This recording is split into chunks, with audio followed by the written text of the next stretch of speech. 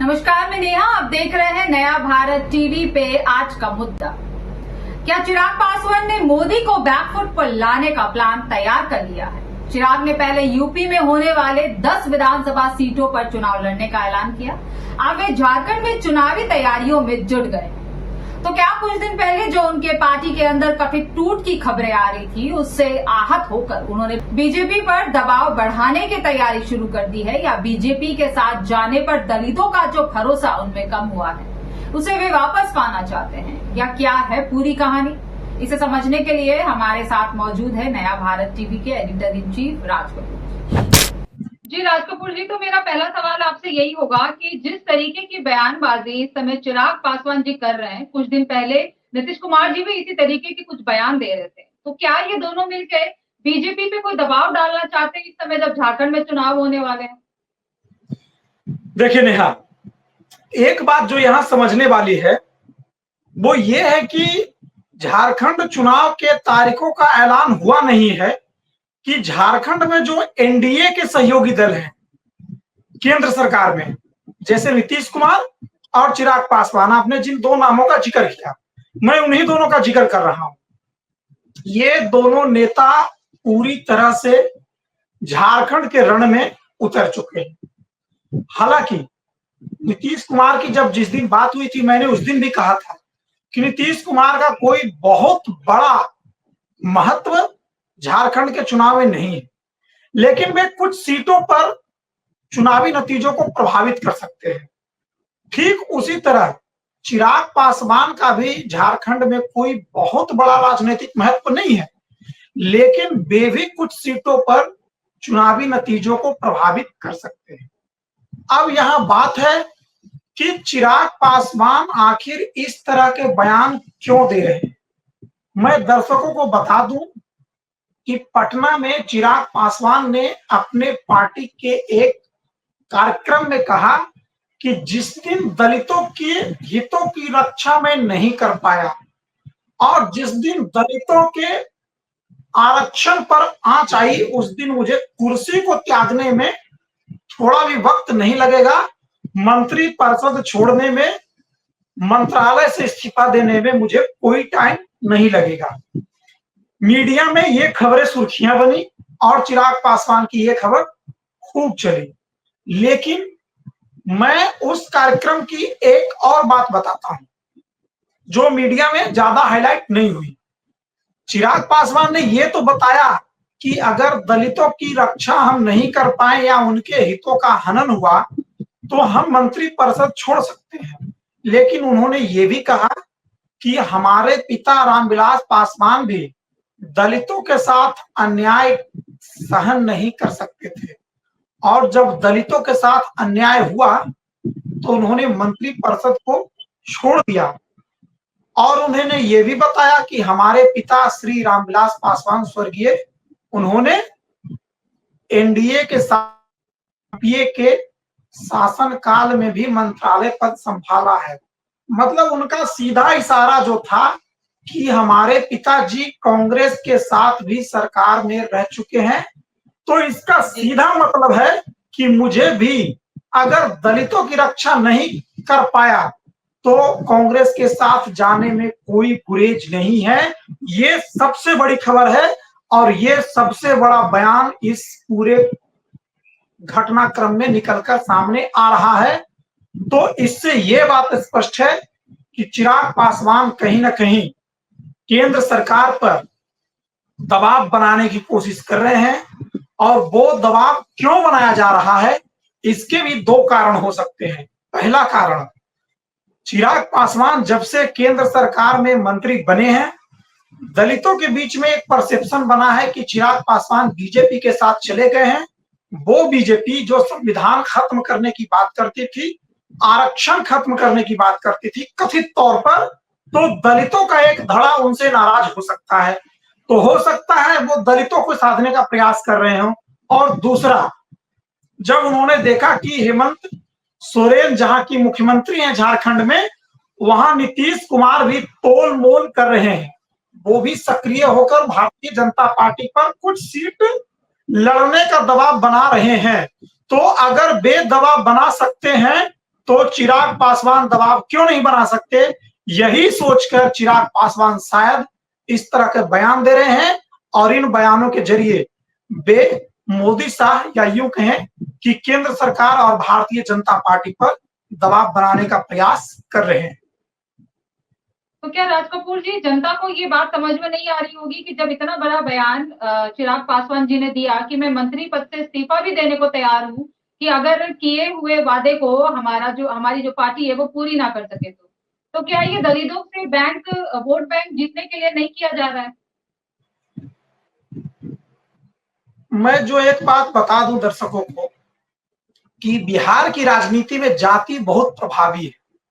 बिहार की राजनीति को जो करीब से जानते हैं उनसे अगर पूछेंगे तो बिहार की राजनीति को और जाति को कभी अलग नहीं किया जा सकता, ना कभी अलग किया गया अभी तक। और ये बहुत बड़ी सच्चाई है कि रामविलास पासवान जिस दलित वर्ग के जिस जात से आते हैं वो बिहार में बहुत आगे बढ़ चुका है और उसमें जातीय चेतना जगाने में स्वर्गीय श्री रामविलास पासवान का बहुत बड़ा योगदान रहा जी। तभी उनके साथ पासवान समाज का लगभग एक बड़ा वर्ग शुरुआती वोटर है और आज भी वो चिराग पासवान के साथ खड़ा है। बीच बीच में कुछ चीजें नाराज करने वाली होती है, वो भारतीय जनता पार्टी से हो सकती है, लेकिन चूंकि चिराग पासवान अभी भी लोक जनशक्ति पार्टी रामविलास के सर्वमान्य नेता हैं, अध्यक्ष हैं, तो निश्चित तौर पर खासकर पासवान जाति का वोट बैंक उन्हीं के साथ है। और जिस अनुसूचित जाति से वे आते हैं, बिहार में अनुसूचित जाति के कई और नेता भी हैं, जैसे जीतनराम मांझी हैं, चिराग पासवान हैं। तो एक ओवरऑल देखा जाए तो अभी जीतनराम मांझी और चिराग पासवान दोनों केंद्र में भागीदार हैं। तो दलितों का जो वोट बैंक है वो इन दोनों नेताओं के साथ साथ भाजपा में जुड़ गया है। तो फिलहाल तो परिस्थिति यही बनती दिख रही है कि जब तक चिराग पासवान का भरोसा इनके जाति के वोटरों में कायम है, इनके समाज के वोटरों में कायम है, तब तक चिराग पासवान अभी भी एक बड़े दलित नेता के तौर पर हैं। और अगर वो दलित नेता के तौर पर दलित वर्ग की अगुवाई करते हैं तो उनके साथ कौन होता है नहीं होता है, उनको नफा होता है नुकसान होता है, ये तो चर्चा बाद में होगी। लेकिन चिराग पासवान फिलहाल ऐसा कह के अपने वोट बैंक को तो साधने में कामयाब हुए हैं और अपने वोट बैंक पर उन्होंने पकड़ भी मजबूत कर ली है इस बयान के बाद। तो राज कपूर जी, क्या ऐसे कह सकते हैं कि जिस दलित का टैगलाइन चिराग पासवान जी अपने ऊपर लेके चल रहे हैं, ये झारखंड के चुनावी आयोग में काम आएगा? जब चुनाव कुछ महीनों में जैसे चुनाव है झारखंड में, तो क्या वहां इनको ये फायदा देगा?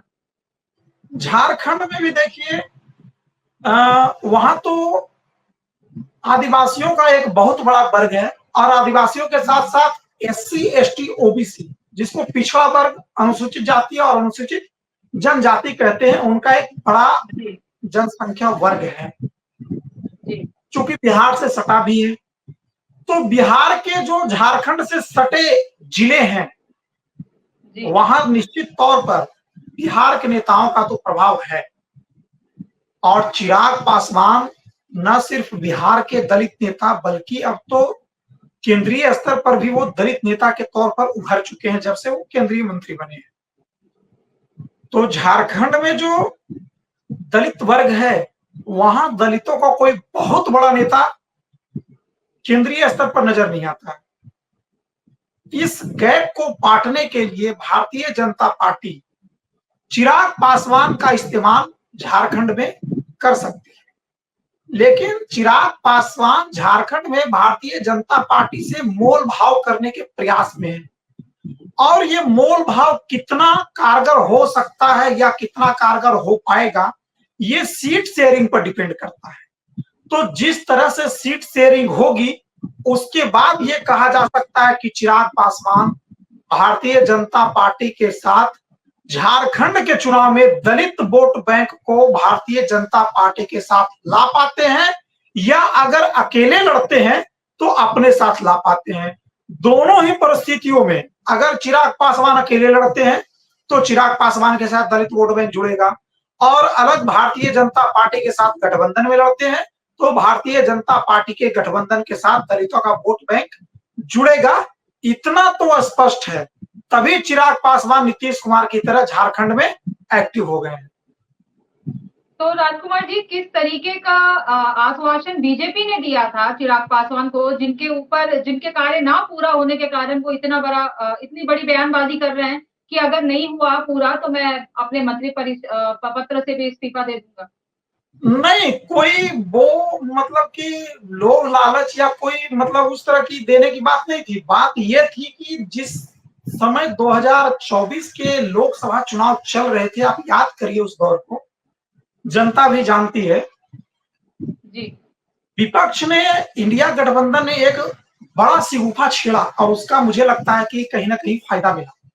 वो ये था कि कांग्रेस सहित जितने दल थे इंडिया में, वो ये बार बार बात कहते थे कि ये भारतीय जनता पार्टी अगर चुनाव जीतती है तो संविधान खत्म कर देगी या कर सकती है, और आरक्षण खत्म कर सकती है।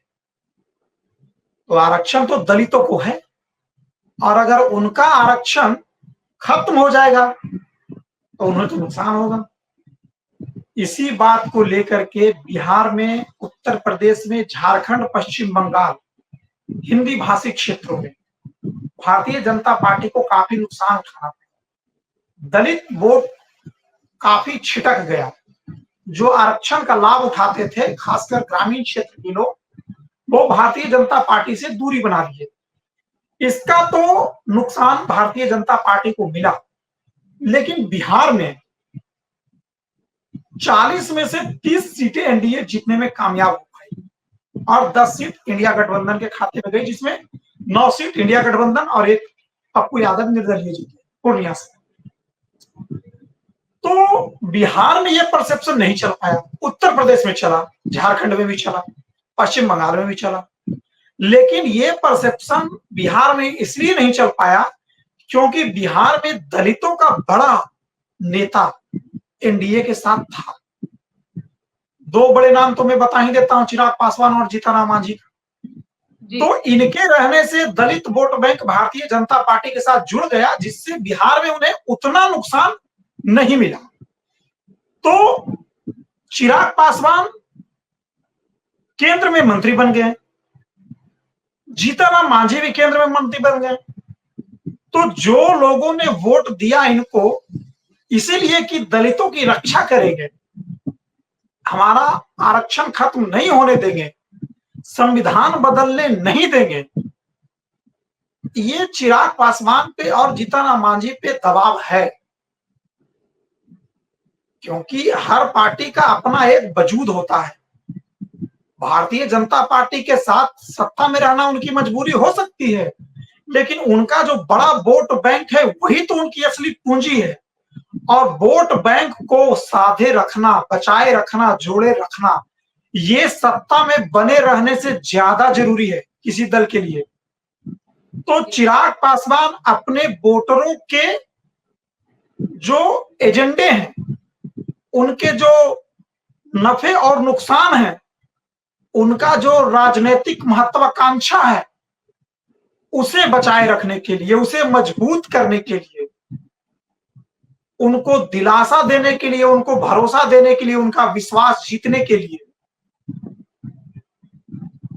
उन्होंने कह दिया कि मुझे मंत्री पद छोड़ना पड़े तो पड़े, छोड़ दूंगा, लेकिन मैं दलितों के आरक्षण पर आंच नहीं आने दूंगा, और दलितों की हक की लड़ाई में नहीं लड़ पाया तो ऐसी कुर्सी को मैं छोड़ देना पसंद करूंगा। और इस बयान के बाद कहीं ना कहीं दलितों में यह चेतना तो आई है कि चिराग पासवान अभी भी हमारे नेता हैं, और हमारे नेता में हमारी लड़ाई लड़ने की ताकत है, और हमारी लड़ाई लड़ने के लिए वो किसी से भी भिड़ सकते हैं, लड़ सकते हैं, छोड़ सकते हैं। ये मैसेज उन्होंने दिया, और ये मैसेज प्रॉपर गया है जनता में, तभी जनता चिराग पासवान पे भरोसा जताई है। और चिराग पासवान ने इतना बड़ा रिस्क लिया कि कह दिया कि मैं मंत्री पद भी छोड़ने को तैयार हूं अगर मैं दलितों के हितों की रक्षा नहीं कर पाया। चिराग की मजबूरी कहें या कमजोरी, उन्हें फिलहाल तो सत्ता भी चाहिए, लेकिन वे दलित वोट बैंक को भी अपने साथ बनाए रखना चाहते हैं। तभी तो वो जहां केंद्र में मोदी के साझेदारी है, वहीं केंद्र के बाहर बीजेपी को आंख दिखाते रहते हैं। इसी तरह के और मुद्दों पे चर्चा करने के लिए हम आपके सामने दोबारा हाजिर होंगे आज के मुद्दे के प्रोग्राम में। तब तक के लिए दीजिए इजाजत। नमस्कार।